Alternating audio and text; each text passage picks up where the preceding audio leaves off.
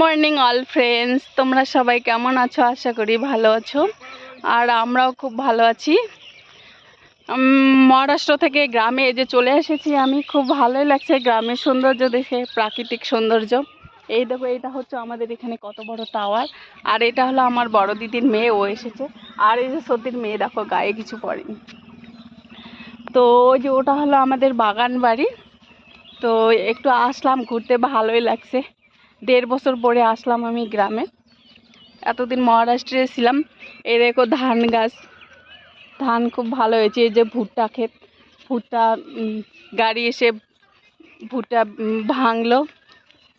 আর এখন একটু হাঁটছি। এই যে দিদির মেয়ে আমার, এ বল কিছু।